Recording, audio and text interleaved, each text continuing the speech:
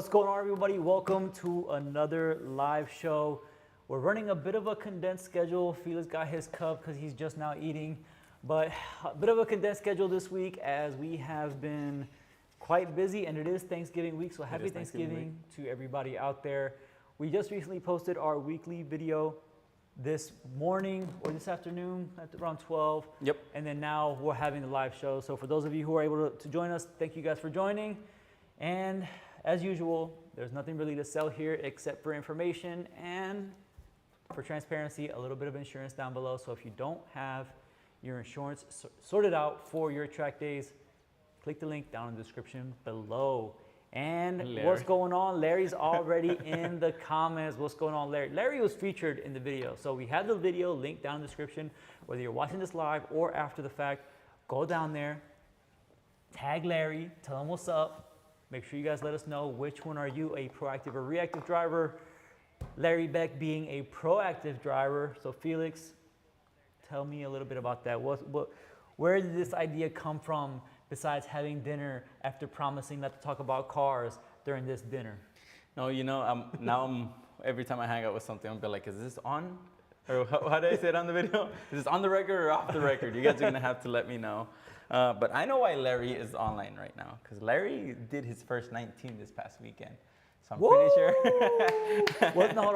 Was it his first 19 this weekend? I mean, his first 19 ever, but he did it this past weekend. So hey, that's why. Go, Larry. That's why he's. Shout out to Larry, y'all.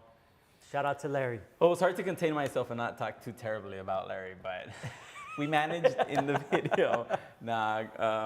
Yeah. So first of all, yeah, happy Thanksgiving, Feliz Día del Pavo, how we would say in Mexico. It's basically Turkey Day. That's yeah. Dia de la Gracia. Dia de Gracias, yep. Yeah. But yeah, I was having a conversation with Larry and Matt over dinner, and I mean, by the way, you guys put a bet. Whoever spoke about cars first had to pay. So who ended up paying? Larry lost the first one automatically, but I think Matt ended up covering that because we were at his. I don't think Matt covered that one because we were at the restaurant, and this is the last time we kind of all lost. Just started talking automatically about cars, but. Yeah, so we're obviously all in this GT4 RS hunt of see who can try to go quicker, or I don't know. We all like to go out there, run together, and we've compared data so many times. Now, as you could tell, Larry is on this crazy lap timing system. I don't even know, Race Navigator is what it's called. It's really good. The way it displays data is okay. I think if I get used to it, and if 30 people around me had it, I would make it work, but that's not the case. So Larry's going to V-Box before December.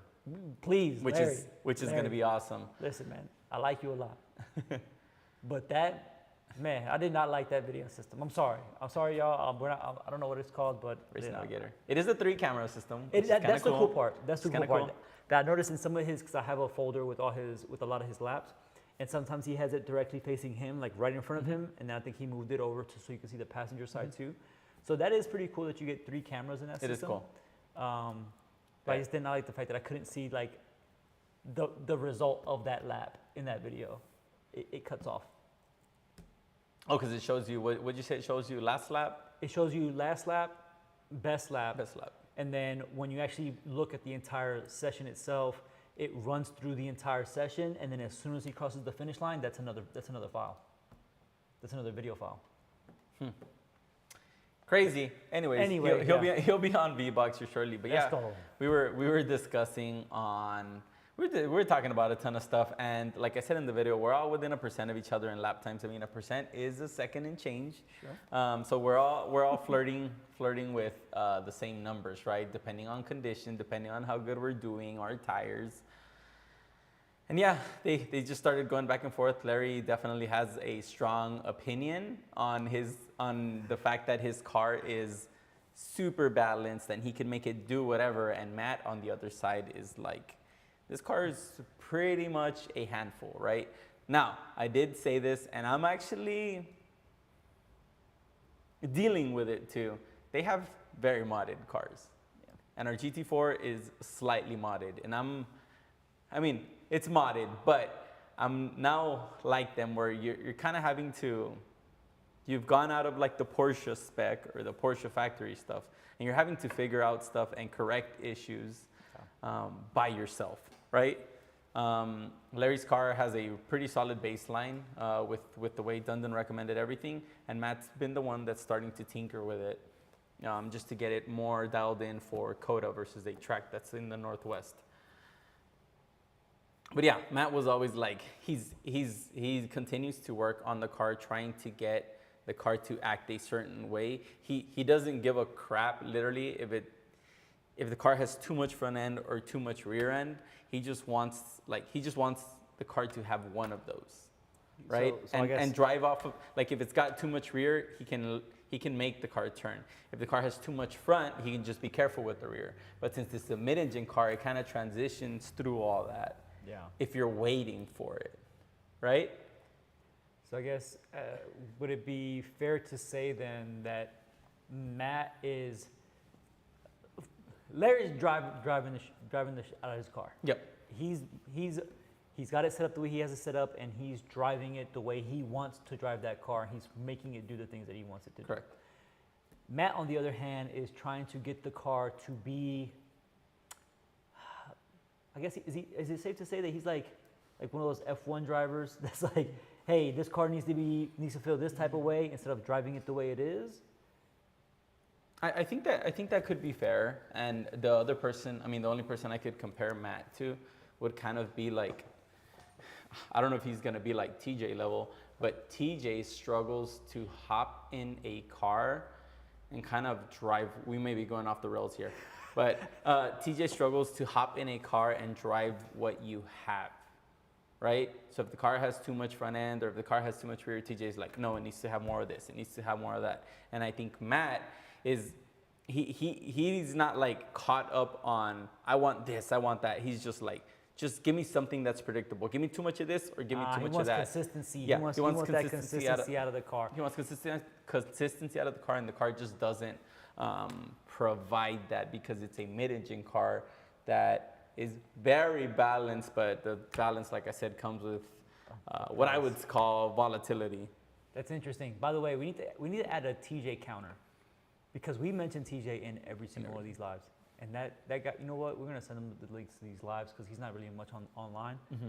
He's going to have to join the live stream. But anyway, that's interesting, right? Because just going back to the F1 reference, right? You always hear about how F1 drivers, the engineers engineer the car to drive the best way it can drive, right? Mm-hmm. And then the drivers get into the car and they're like, no, we don't like this, mm-hmm. and this. And we want to get a consistent behavior out of that car. And then that's where somebody like Max Verstappen kind of comes in. He's like, no, I'm great with the way the car is designed. Let's just like send I can it make that it way. work. Yeah. And I guess not to hype Larry up too much, but Larry's in the Verstappen train right now, where he's just like, I'm sending the car the way it is. Mm-hmm. I'm gonna make it do exactly what I want it to do. Yeah. And he's gonna deal with whatever comes as it does. Mm-hmm. I do tend to just drive what I'm given to the best of my ability, not having the skill to know what I might be able to have that might be better. That's a good perspective to have. I mean, if to an extent, most of us on the Saga crew, we're kind of in that boat, right? You set up the cars and you get them, aligned to your weight. So we kind of just have to figure out the car and what it is. I mean, I'm more of the reactive driver, but at least between the two of us, you're much more proactive. But I think me being reactive right now is a result of me just being new. Okay. Not having a sense or a vibe of exactly everything that can come from that car, whereas you, Larry, Matt, Ryan, you guys already have driven a lot of different cars, or have driven a lot of different tracks, or have much more seat time, so you guys have a better understanding of what to expect out of a car. Mm-hmm. Where I'm still learning and then reacting to those things that happen. Correct. So I think for us newer people, yes, I think you're going to start off as a reactive driver and then progress your way to a proactive driver at some point. Mm-hmm. But in Matt's case, his story was that he went from karting to driving a 911 to driving a 718. Mm-hmm. So he's just getting accustomed now to different machines at this point. Yep. Yeah, obviously in a cart, if you look at anybody's hands, like the cart will look stable, and like some people will drive them kind of nervously, like with a lot of corrections, and some people will kind of just let them. It would be awesome, honestly, to see like previous video of Matt driving his cart, just to see if he's like how calmly he's sliding the car and how he makes it move. But then after carts, he went into a 911, and the 911s are just like, honestly, they're a treat. It's a cheater car. It is a cheater car, yeah. They're so good. I mean, especially the modern ones with the rear steer. Like the car is still, even if it has a front end problem, they still rotate beautifully because the rear end is actually helping the car turn. And I think that's the biggest struggle with the Caymans, because the Caymans don't have rear steer, right? So you have to make it turn. Like the car's not going to help you turn. Anyways, he went from a car that's predictable, right? The 911 was hooked up everywhere in the rear, and then you kind of just have to get that nose. You have to get that nose biting. If you're going through 6 and the car's starting to push, you just retreat, right? And the car just squeezes in. In these Caymans, right, you're pushing through 6 or whatever, you retreat, then the rear might snap out of you. Yeah. It's that unpredictable. So now he's going to a Cayman, and like you said, he's just trying everything, and he's progressing. He's definitely getting way faster. Yeah. And honestly, that's killer. But it's not. It's also taking Matt trying different things in his car, and he's finally at that point where he's like willing to try new things. Where he's like, okay, let's make a rake change, like raising the rear of the car. Let's stiffen the canister pressures. Let's change the compression settings. All hunting for like moving grip one way and understanding that if you gain here, you can give up there, right? So he's doing all this mental math, and yeah. he's basically getting in the laps, trying everything, and eventually he's gonna come up on a formula that's spot on, right? Because he's literally trying everything. Yeah. But to say he's trying everything to basically tune certain behaviors out of the car. Mm-hmm.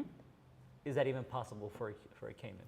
I don't think so. So I think the car continues to be what it is because it's stuck with like a certain suspension geometry, and it's stuck with, like, at its core, it's the same, which in my mind means that at the limit, it's the same, right? But maybe he's gonna be going a second or 2 seconds faster than a stock car would, but at the limit, the car's still gonna be an absolute handful. Does it move the limit? Yeah, it moves a little bit further down.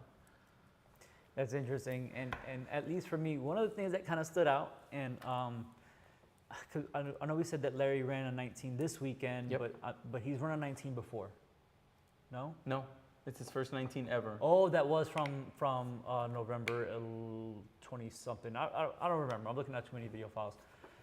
But one thing that I found interesting, right, is that when we look at proactive versus reactive, and for those of you who may be watching this sometime later who may not understand, what does that mean, right? So in the context of like my normal day job, being reactive is basically saying that you're waiting for something to happen to then take action to correct it. Yep. In our case, right? And then being proactive means that you are not waiting for something to happen. Mm-hmm. You're essentially engaging it before something needs to happen. So that you take that same concept into driving, where in my case, I'm waiting for the car to over-rotate and then making a correction, whereas more advanced drivers are dancing on that line and constantly making micro corrections, which makes you guys proactive drivers. So I guess you could say that Matt does have proactive characteristics, because I doubt that he's just in the car like, of course, pushing Miss Daisy 24/7. And like you can't go that fast without being somewhat of a proactive driver. Yeah, there's just zero chance. Yeah, so I mean, to me, the thing that was really interesting about watching both of them drive, especially knowing your diagnosis of their vast differences in what they think their cars are capable of, is you would think that the proactive driver is going to be significantly faster than the reactive one. Mm-hmm. But like you said, all of you guys are within a second and some change of each other. So is there a point where is there too proactive of a driver? Is there too reactive of a driver? How do we delineate there? So this is obviously a great point. And there is... Shout out to Matt who just joined. Shout out to Matt. Hey, Matt. there is the phenomenon, like in anything, right? Back in the days, we spoke of slip angle or grip that a tire has, right? And a lot of people get it in their head that if they're sliding the car or the car is moving around a ton, they're extracting everything out of it, right? Yes, to an extent. But there's this thing, the tire curve, right? And it's a big arch, it goes up, and then, so there's grip, grip, grip, there's maximum grip here, and then there's a little decline, right? That's what I call being over the curve. On the way up, there's a lot of grip at the very top. There's the max grip, but there's also grip on the backside, right? So this little arch, it's this, which you eventually want to be doing is going over the limit, under the limit, and staying at maximum grip. Now, people who tend to fight the car a lot, I think they're way over on the other side, and they're thinking like, yes, this is the fastest way around track. But no, you're actually overdriving the tire, and it could be by like a small percentage, 3%, 4%. I couldn't put a number to it, but I think we've all seen Larry's video, and the inputs that he gives the car are a little bit too abrupt, and he's forcing the car to do something and then some, right? But by him making it do this slightly excessively, he's not gonna get surprised by anything, because he has that car doing into 6. He turns the car, he gets it to push, right? He adds more throttle, the car's gonna push more, versus Matt, who's like, it's pushing, so he retreats, and then the push goes to a snap, right? Yeah. So there is such thing as, I believe, as being, I guess, too proactive of a driver, but then I guess that something like that also opens the door for you to like exploit things like sometimes you have to be overly proactive, because that excess push or excess speed into something, especially with our cars that have real downforce, can actually lead to lap time gains. So it is like the exploratory. It allows you to be more explorative. So Larry might be, but Larry's already been there, so you need to back it off a little bit. You know what I mean? But you have to be a bit of both, and you can't always, because you've seen some of my videos where like I'm going through a corner and I give it a correction and I'm like, fuck, I didn't have to correct for that. You know what I mean? Because you start feeling like the car's moving, or maybe just the slip angle on the tires would have caught the car without me having to correct it or retreat throttle. Retreat from it, yeah. Yeah. Matt helped us answer some of the questions. He said the window of balance for, in this case, the 718 GT4 RS is very narrow in his opinion. His goal has been to widen that window a little bit with setup changes. He doesn't think that it will change the character of the car, but he does feel like he's made progress with those changes to make it more comfortable getting to the limit or staying at the limit, which I think is probably like the best way to approach it. I think initially when you started working on some of the cars, you were like, you can probably tune out some of these characteristics. But I think Matt's making it a little bit clear in the fact that you have a window of balance that's like this narrow, and with changes, you're just widening it up a little bit. The characteristics are still going to be there, but to get there, it's going to be a little bit more. It takes more extremes to get to those bad characteristics. I don't know if you want to call them bad, but it takes more to get to those points. Yeah, I mean, it makes me think of a lot, right? And Matt and I spoke about it this weekend, because he's like, the car feels better, but he wasn't seeing the lap times. And it could have been just the surface. It could have been the weather. There was honestly times where like there was sun out, and like I had a session that was like full blown sun. And then the next session was actually like the later session of the day was actually cooler, because it was just overcast. So it could have been a bad session or whatever that we were talking about. But he's like, it feels better. And I'm like, it's better faster. So that could be a whole different conversation, right? That's a lot. That's a lot, man. And for you guys, so Larry's, I widen that window with my driving. Matt widens it with setup. That's interesting, man. That's look at Larry bringing in the hot stuff. That's an interesting way to put it. That's very interesting, yeah. Because now you're talking about the fact that, again, Larry is trying to accommodate for some of the shortcomings of the setup of the car with driver input. So at which point, which approach is going to be the biggest gainer, I guess you can say, the biggest winner when it comes to lap time gained? And honestly, like we all have different recipes, right? Yeah. Like for our 4RS, for Matt's 4RS, I'm just gonna say it. Matt, I don't know what Matt is running for driver aids, but driver aids has everything to do with setup, right? Like I feel like if you tune a car with ESC on, like it's gonna feel different than when ESC is off, right? Because of how it's rotating and all that. So I think we're all kind of using different aspects of the car. We all have the same end goal to try to go as fast as possible, right? Yeah. But we're all just doing slightly differently. And it's the same thing, right? Like when you go professionally racing, there's 10 teams that show up with the exact same car, and they probably all have completely different setups, approaches. and they all end up being within 2/10 of each other. Yeah. And it's like with vastly different recipes. Man, you know what I would want to see? Larry and Matt swap cars. I don't think they've done it. Well, okay, so two things there.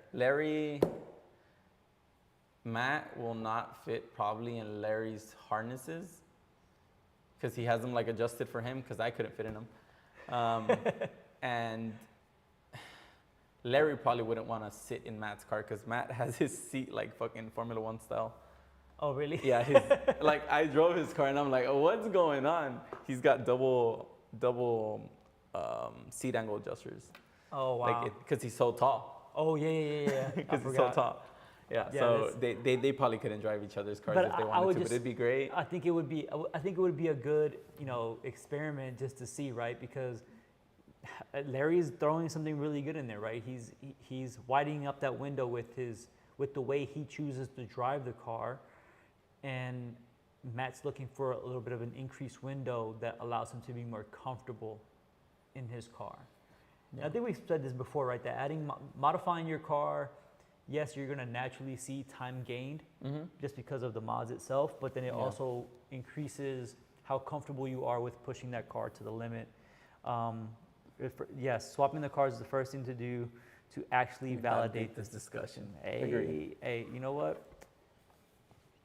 Like the video. like the video. And then, we'll see, because like Felix said, there might be some issues. But has Matt or Larry driven the orange car? No. Hey, there might be a three-way happening here in the very near future, because we have a stock plus-ish GT4RS. I think Matt went straight into modifying his car. So has he? Matt, you let us know down in the comments if you have driven your car stock. I want to say Larry may have driven his car stock at some point. I think he did. I think he drove it one event completely stock, but it'd be cool. Look at that P1 TDT is on board.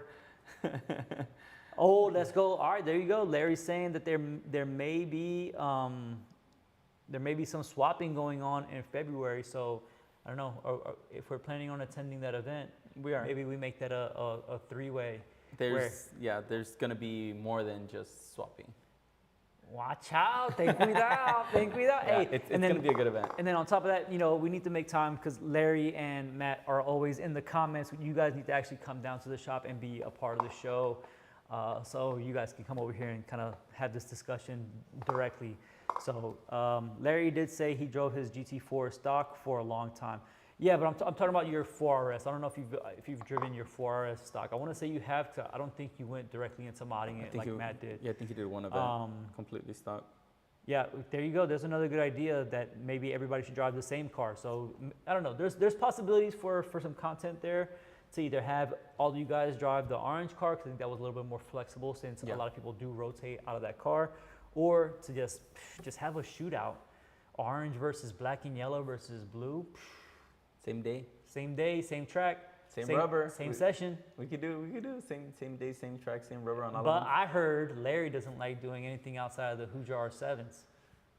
So I guess everybody's going to get loaded up on R7s or what? Yeah, we can do R7s on the orange car.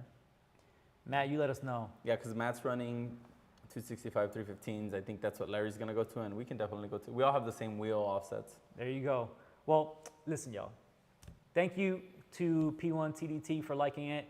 But for those of you watching this after the fact, go ahead and subscribe to the channel because we're going to see if we can make this happen so that everybody can kind of truly see what the differences are between setup, driver, characteristics between proactive and reactive, and then we'll go from there. Oh, and yeah, their cars, like they look the same, but like I said, Matt's running a little bit different. I mean, they're different colors, obviously. Oh, but Matt's like the aero kit, right? Just Yeah, makes the cars look the same. But Matt is running different rake, and I think maybe different bar settings. Who knows? Definitely different rake, and he's running different springs as well. A lot of people say they're the right ones. A lot of people say they're the wrong ones. So yeah, it'd be cool to get a lot of them. So Larry's saying that he did the suspension day one, added the aero later on. So I think, yes, the suspension is going to help with certain things on the track, but it's not necessarily going to be as impactful as the whole setup all at once. Correct. So I mean, I'd be interested to see what he felt were the differences between driving it with just the suspension. But okay, so I guess if you at least had to pick one, and obviously I already know what type of driver you are, but if you had to lean towards one side or the other, would you prefer, you're an instructor, you actually had a student this last weekend. Would you prefer a student who is reactive or proactive? I would say, it's weird, like I would say proactive, but how can you be proactive if you don't know, like you said, you don't know what's under you, right? But but your student this weekend was different. Yeah. Your student this weekend was driving a race car and was an advanced driver elsewhere. Yeah, definitely. So in that case, he's definitely a reactive driver, but he had quick hands. He had quick hands. We had a couple decent slides, and we got away with it. And it's like, move on, we're good. But he was definitely reactive towards the car, and I don't think so. The thing is, like, we were getting faster and faster and faster, but everywhere there was still time to be found. So he wasn't that close to the limit. Obviously, the slow speed stuff he was pushing pretty big, but all the high speed stuff he was leaving plenty of lap time still on the table. But I would prefer someone who's slightly on the proactive side. Yeah. Obviously, you don't want someone just making corrections for nothing, because I've been there, and it's just not the way to go fast. Yeah, I mean, Larry, that's kind of what we were trying to get at, right? Is that I think everybody starting out in their driving career is going to be reactive before they, like, you can't be proactive if you don't know what to expect. You don't know what the hell. I mean, that could be in like even in any job you have, right? Yeah. If you don't know what to look for. If you don't know what to look for, then you can't be proactive in that manner. So there's, man, honestly, I'm just more looking forward to February now, because I think that'll really put the nail in it. So Felix, we have some time left, right? I think we've kind of gone over the proactive versus reactive. Mm-hmm. How did it go this last weekend at this last HPDE? I don't know if you want to name drop the organization or whatever it is, but you were going for a sub 20 lap in a GT4. Yep. For one, I guess we can kind of maybe say it now. Mm-hmm. Did it happen? No. Okay. Not even close. So what happened this weekend? I'll start by saying, I mean, it was kind of expected for this event to be a cluster, because there was a lot of people signed up, and it was run alongside a race weekend. Yeah. Unlike when we went up to ECR, where it was run alongside a race weekend, but the groups were kind of light. Yeah, it's a smaller, lesser known track. So I don't know if it has to do with region by region, but there was a big disparity in cars. So in the advanced group, and there's different ways to see this, right? People like TJ would say it's probably best to have cars of the same caliber in the same run group, or like if you mix people and driver skill and car caliber, combine those together in the two run groups. And then other organizations are going to say, like, just do it purely based on knowledge or experience and skill set, right? So I think this time we were stuck with intermediate-ish advanced drivers stuck in advanced, and more novice drivers and intermediate drivers stuck in intermediate. So yeah, I had a ton of moments where you're just ripping up on a car and there's just no point by. And Matt and I would literally go out, and Larry as well, we would go out, and there was so many cars that we would do a complete lap at Coda, and then You're right back into in the traffic. S's, you're hitting the people in the back. That's wild. Yeah, so there was a lot of cars. So to me, obviously, that caused a ton of frustration driving the yellow car. I mean, I know how you are, and if anybody gets in your way on a hot lap, you get a little upset. It's crazy. It's crazy because sometimes I'll go out there, and if like I see a fast car coming and I'm on a fast lap, it just is what it is. Yeah. Like I gotta let him by. What am I gonna hold him up for 3 corners and then be like, oh, okay, now you can pass me? Because I don't know. We can get to the whole ego thing again, but it's literally like you're ripping up on this old 911, and until you get behind their bumper and park it, they point you by. And it's like, brother, what's going on? And you know what? Tim rode rightsy with me, and Tim was like, get closer. And I'm like, okay, so it's not just me. Like, that's the difference between an intermediate run group and an advanced run group. If you're in advanced and you're waiting for a spot to where we both feel okay to pass. Let me give you the spotlight so you can rant. Let me start again. If you are an advanced driver that is still waiting or not comfortable letting someone by at a certain place, you're an intermediate driver. Sheesh. I mean, I've never run in the advanced group. I've only run in intermediate, and I did find that there was less traffic in intermediate at Barber, because I haven't moved up at Coda yet. Yeah. And maybe it's because of my instructor at the time. Again, the TJ counter is going to go up, but TJ didn't care. If we got a point by, we were taking that pass regardless. And if I didn't give a point by or let a car creep up on me too quick, he would remind me to check my mirrors. So that's what me having an instructor in the vehicle. Yep. So if I always find it, I always get confused. Larry, I can't disagree. I always find it confusing because I'm trackside when you guys are out there, and I see these things happening. And I'm pretty sure if I look through my video archive, I can find plenty of videos of advanced drivers just not giving point buys. And obviously we've made videos about this, so check out our videos. There is a video on how to give point buys. But to me, traffic or building traffic should only be something that's kind of excusable in the novices, because novices, especially, you have a mixed bag of either people who have experience at maybe some tracks, a few track days here and there, some people who have maybe 1 or 2 track days at that track, and then you have people who have never driven on a track ever. Yeah. Admittedly, I've had a train behind me because it was raining, and I was like, I don't know what the hell's going on. I'm trying not to die here. Novice, sure, there should be some traffic there. Intermediate is where I think you should start seeing passes into corners and stuff like that, which is what we were doing at Barber, taking some. I wouldn't have taken them, but TJ's like, no, you're gonna go do it. So shout out to TJ. Melt parts off the car. Right. Anyways. But in the advanced section, the advanced group always just kind of surprised me when I'm just like, hey, especially on the back straight, you can see somebody coming from literally a mile away. And it's like, no, let me hold him up until we're going into 12. Yeah, let me hold him up until 13. For what? Yeah. For what? And I mean, don't get me wrong. The sessions do get better as the day progresses because so the problem is that the first 2 sessions are the money sessions. And of the first day, those first 2 sessions, people were like, some people haven't been on track for a while.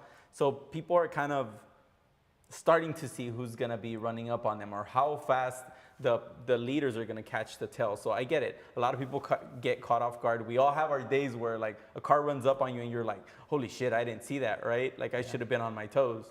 But this happens throughout the day too.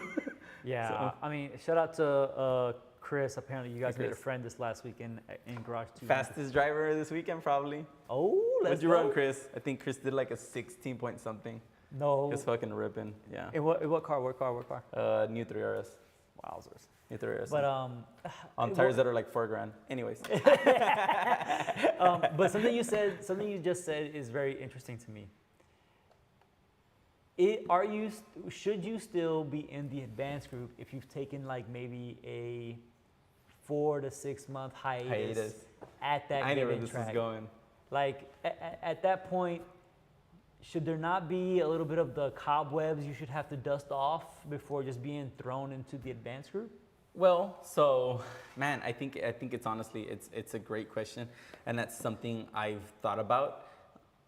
There should be like a re-eval every 4 or 5 years. I understand that. Hold on, like, I don't want to take it too far, right? And No. every 4 or 5 This is years. the right no. No, like okay, so you've been to Dakota every year, multiple times a year for the past 8 years.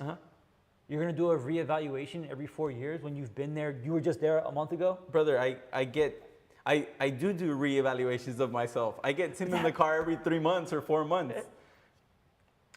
I don't know if I agree with that take. Okay, so what's your take?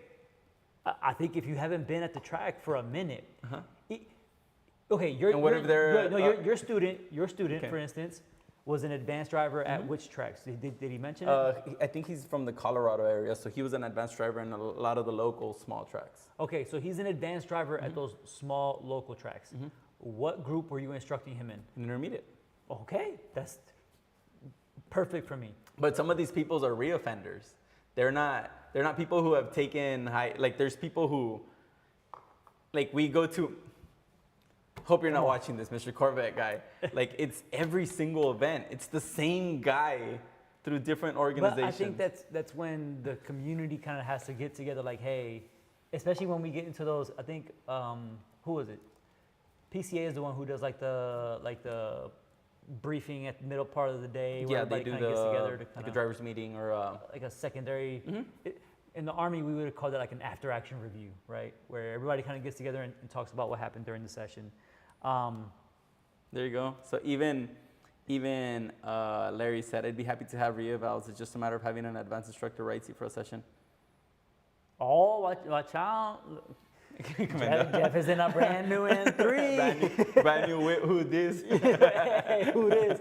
No, man, but I'm just saying, yes, there are some people who are repeat offenders. We have a video where we kind of blasted a guy in a Corvette. Not on purpose. Not on purpose, but it just so happened that in your session, he held you up. In Ryan's session, when I went out with him, he held him up. In another event, he held some people up. So, yes, I think there should be like a system where if people talk about a specific driver or a specific car, then yes, the event organizer puts an advanced instructor into that car, somebody like you, somebody like Tim, to reevaluate their performance if they're really holding people up. But if you don't have any complaints, like if somebody told Larry that he had to do a reevaluation to stay in advance, I don't know. Larry just said, he said, I'd be happy to have reevals. No, but he said he would be happy to have them, but would he be happy to be forced to partake in it himself? Is the better question. Is a better question, and he might be okay with it, but I don't know. To me, it's like if you haven't been the standard Corvette guy driver isn't. Come on, guys, let's not rag on the Corvettes are cool cars. Shout out to Bill. Bill's awesome. Bill was fucking killing it. Bill is awesome, but I just think that there may be a opportunity. Okay. To reevaluate people if they're dusting the cobwebs off. Maybe they haven't been around for a while. Okay. The other thing is like, how strict can an event organizer be? Because like in intermediate. That's the other problem too, because they're trying to make money. Let's not forget about that. Let's not forget about that. Let's not forget about that. And we're not making anything here, so we can be honest. Yeah. So what I was getting to is we had this blue Carrera, I think it was a GTS. It's probably tuned or something. He was just blasting through people, passing without point buys. I addressed Tim and I addressed JC once about it, or I think Tim, and he continued to run for the entirety of the day. Should it be like you pass a car without a point buy, you get a warning, next time you do it, you're out? Like, is that the right way? Like, I think after a certain point, if you're endangering, because that's.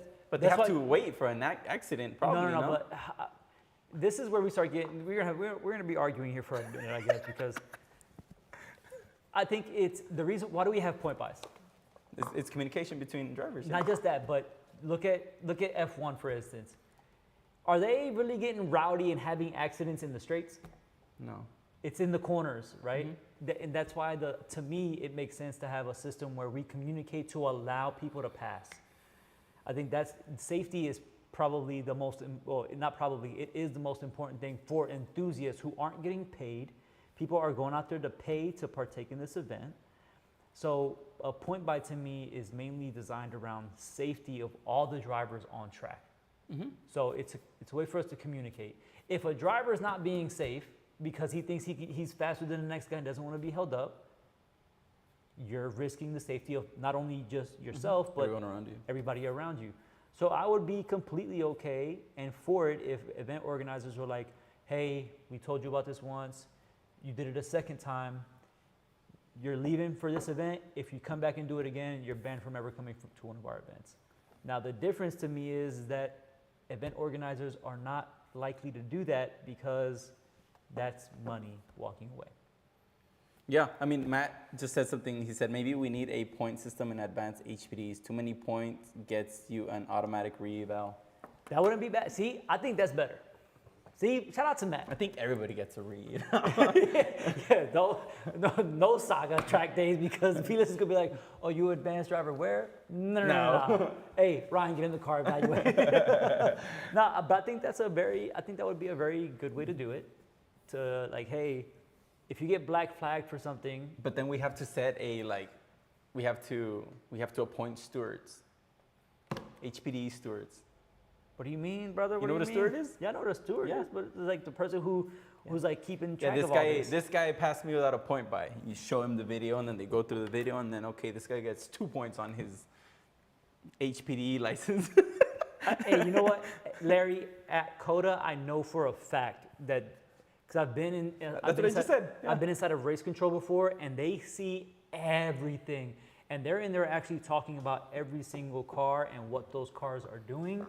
So it wouldn't surprise, and I think, I don't know for sure because I've always seen the same people in there every single time, so I'm pretty sure they're official COTA staff, but I'm pretty sure somebody from the event could be in there as well, kind of like keeping an eye on the situation as well. Yeah. But all these event organizers are, I mean, at least with PCA, they're all volunteers. And then Melissa, like that's the thing here. Shout out to Melanie. No, Melissa. Yeah, that's the real problem here, right? Is if I'm driving a 3RS, am I gonna let a modded Cayman pass me? Ain't no way, right? No. But like in your ego, yeah. Like it just hurts a little bit. Yeah, the video on that has already been put out. We got a video on ego, but it's just one of those things that's unfortunate, right? Because like we say for these videos, right? We make these videos so that everybody can learn, and if everybody can take from our experiences, whether good or bad, whether it's me, messing up a bunch of turns so that they can learn how to do it, or learning how to get a car set up through you and your successes, that makes everybody better. And ideally, that makes the flow of an HPDE better. Correct. I think the same thing should apply for all of it, right? Don't leave the ego at the door. Yes, it's understandable that sometimes you may have a temporary lapse where you're just like, oh snap, a car caught up to me, I wasn't paying attention. For sure, we've all been there. But if you're the what is it, the orange the Corvette guy, C7, come on, man. I lost this. He said it's a GM thing. He said that previously. Hey, I drive a GM. I drive a GM in real life. But hey, I think there's just room there to make the events better. And listen, if I gotta sit in the back, hang out with the Circuit of the Americas, people like, hey, somebody go get that orange Corvette. Boom. Larry again with the words of wisdom. If you have ego, you need to race. If you can set it aside, you can be happy in a good HPD. Makes sense with Doug, right? Huge ego. So he's like, I'm gonna go racing. But you know what? When you guys were having all these issues with people getting point buys, he was saying that there's like people who have their own issues within the race. Because I figured, so for those of you who aren't aware, they were doing a club race and an HPDE, which probably contributed to the fact that you guys had to run more condensed groups. But the racers had like 2 practice sessions and then a qualifying session and then a race session at the end of the day. Within their practice sessions, he was telling me that they were having issues where people were like not letting people by, and then that's brain games. the error margin there is a lot smaller because now, normal HPDEers might give a foot or two when they're creeping up on others. Over there, he's talking about inches. Yeah. He's talking about inches because they're like you said, they're playing mind games. So I thought it was interesting. Yeah. I didn't think they were going to have many problems. But it seems like they did. It's weird because this past weekend, I feel not only like we were stuck in really weird situations with traffic, but we were definitely shorted a lot of sessions. You guys did come back a lot. We did come back a lot. So I think the first session, I came back early because I had a student. But the first few sessions were shortened. I think there was one session where we started like 17 minutes late, and we still got cut off at the correct time because the racers were next. Yeah. So it was kind of weird, and then there was debris all over the track. I mean, Matt smoked a piece of carbon fiber, and it just went everywhere. So they were prioritizing the racers? Well, I mean, it had to run at a certain schedule. So I don't know. Not only were we stuck with like a lot of people in every run group and some people not paying attention, we were shorted a lot of sessions. I don't know if I agree with Jeff on this one because he says, I mean, I like Chin. As Yeah. far as HPDEs that I have attended, Chin has been my favorite. Like, no, sorry, Tim, if you're watching this, I was a little let down by the PCA event that I went to because of how kind of just. And I hyped you up, right? And you hyped me up. I was like, it's the best laps you're ever gonna get. I was sad because I was like, all right, we went to Chin. This was like my first. Chin was my second ever HPDE. I'm like, okay, we did Chin. That was great. And then he's like, dude, you're gonna love the PCA event. We're gonna go to the PCA event. I'm like, all right, sweet. Let's go. Very first like actual session, we just came in because it was a train. From the second we left, we did laps in trains.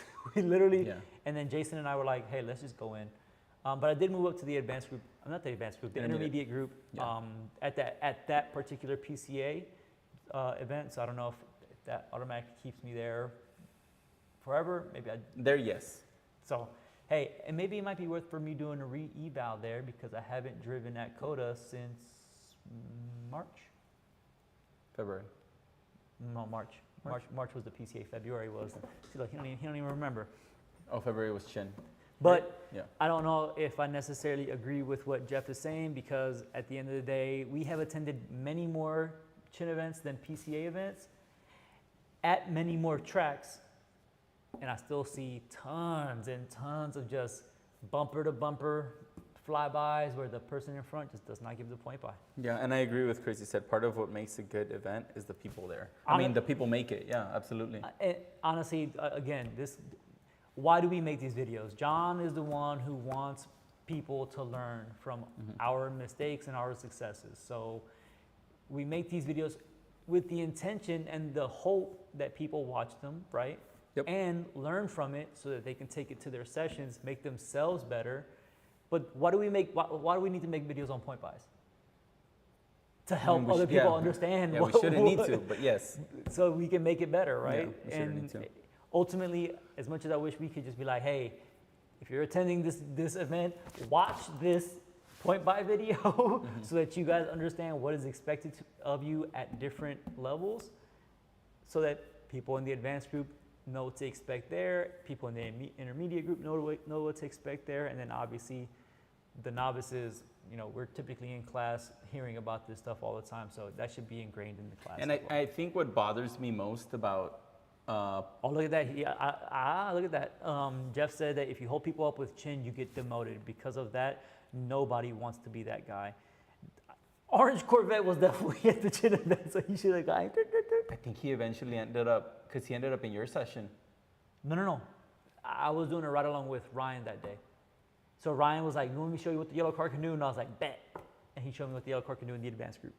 Okay, well, that's a great point. But what I was going to say is what bothers me most about not getting a good point buy is the fact that I try to give good point buys. Like myself, if I see someone like that's flying behind me, I'm like, if I could radio them and say like, what you got going on, brother? Do you need this one? I would do that, right? But I try to give them a good point buy. Sometimes I'll like move offline, give them a good point buy, which is probably the wrong thing to do. But I just try to be kind out there. Yeah. There's some people who just don't care. Honestly, now, I'm going to bring up another point, and I have no idea if this has anything to do with the whole thing. But motorsports obviously has like a growing popularity in the last 3-4 years, and Since Drive to Survive. Since Drive to Survive, yeah, I think there's a huge popularity on HPDEs, and I don't know if that's what's causing this. Obviously, we love newcomers to come into the sport, right? Because that's kind of what keeps it alive. Yeah. Because we'll still be there, because we still want to go, but it's the newcomers and the novices that keep this going. So I don't know if that has contributed to this. It's just people who've maybe they want to come to the Formula One track of the United States, right? I think that would affect more of the novices than the advanced drivers, right? 'Cause I think the advanced drivers, if they have that advanced check mark. But it's an accordion, right? It's an accordion. If you're getting like this many novice registrations, you are gonna try to push people who were like barely intermediate drivers into intermediate, and then the intermediate group kind of gets crowded, so it gets pushed a little bit to it is the reality of it. TJ counter going up, and that's why I think TJ is a fantastic check ride instructor, because he's not going to just let you by. Yeah, because there's TJ too many. has some pretty strict standards, right? Like if you've ever driven with TJ, you either do things his way, which is the right way, or you're staying where you're at. You're not moving up. So I think TJ is a great check ride instructor, and if every event organizer doesn't have a TJ and they're just willy-nilly passing people by, I think that's just bad on the organization rather than the community itself.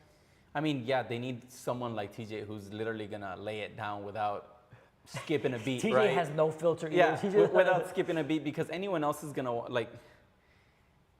These people are putting their time, effort, money, cars to be out on track, trying to have a good time. And anybody hates to be the person saying like, you're not moving up to advanced driver, but someone's got to do it. Yeah. And TJ don't give a dang, dude. You don't. I love it. TJ has even held up some of our own group people. Like, he does not show favorites. He will tell you, man, I've seen him give advice before, and I'm just like, dang, TJ, like, you could have said the same thing, but way kinder. Way kinder. What is a catch-22, Larry? But I like him. What does that mean, Jorge? it's a catch-22 for me. For them, sorry. For them, I guess it's basically. Hold on, TJ did my advanced check ride for Chin. It was a great session. Shout out to that. It's kind of like there's like the way I take it is like a double-edged sword. There's always two sides to that type of thing, where if they well, Larry can correct me. He can speak for himself. He's in there. But I guess I could see a scenario where if you have too many TJs out there in the world, where people just get discouraged. Yeah, people just get discouraged and don't want to come to it, especially if they're seeing improvement in their lap time. But that doesn't necessarily mean that improvement is big enough to consider them an advanced driver. So I don't know. Maybe, check the comment, one above that comment. I think one of the issues is the organization wanted to promote students. They want to help a lot of new people, but that pushes people up faster than maybe they should be. Listen. The only way to get more new people in, is by moving the rest up. Yeah, it makes sense. That's, I guess. And then we start talking about money in HPDEs. It's all money. But man, Larry knows. We need more TJs out there in the world, and whether they get bad ratings, because the grapevine says that TJ has bad ratings in some cases. I love TJ. Yeah, I love TJ as an instructor. He's clear cut, and very little people will be like that. And that's maybe it's my military background, where clear cut and like straight to the point. That's why That's why I work with him. We're clear cut and direct to the point with everything. Everything, yeah. So maybe that's why I'm okay with TJ as an instructor, and I think that TJ would be a good check ride instructor for, I think, novice to intermediate. No, but then, all right, maybe intermediate to advanced. Maybe leave him there, because then to kind of talk about. You got to put him with people that could take the punches, for sure. And that's going to be intermediate advanced students. Like, they should be be able to take the punches, and if they can't, then maybe they don't. You don't want to put him with a novice driver, that's for sure. With like someone who's completely new, because TJ is gonna eat him up. That's probably why he's gotten some bad ratings before. Listen, if you guys are watching this and you guys get TJ in the right seat, I'm gonna keep promoting that man. He was one of my first instructors too. It was great. Yeah, I've had a couple, but if you guys get TJ in the right seat, he's gonna come off as harsh. He's gonna come off as very direct, but the man the man he's an experienced driver. He's a very experienced driver. He knows what to do. So, you only get those direct criticisms if you have deficiencies.